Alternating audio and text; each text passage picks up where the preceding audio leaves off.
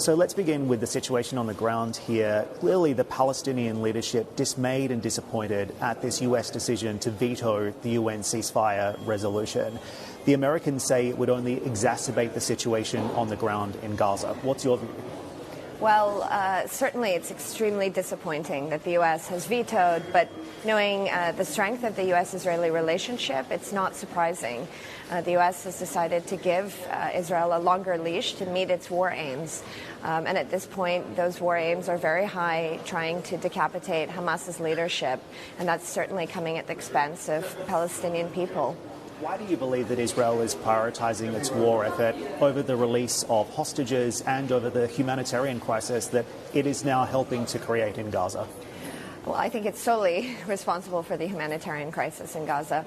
I think the Israelis, however, realize that long-term security is existential at this point. October 7th was a very brutal awakening that security was mismanaged under Prime Minister Netanyahu.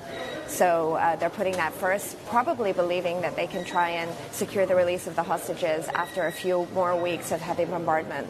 Do you believe that Israel's war aims at this point are realistic, viable and achievable? Well, decapitating Hamas is a really unachievable war aim. Hamas is not just physically embodied in leadership. It is an idea. Hamas has broader support, or so we think. What we really need are elections across Palestine to ascertain what Palestinians really want for their future. It's been really interesting listening into some of the conversations in the panels here at the Doha Forum, and also helping to understand as well Qatar's role as a mediator in this conflict moving forward. What's been the key takeaway for you on the ground here, and where do you ultimately see this war going in terms of operational timelines?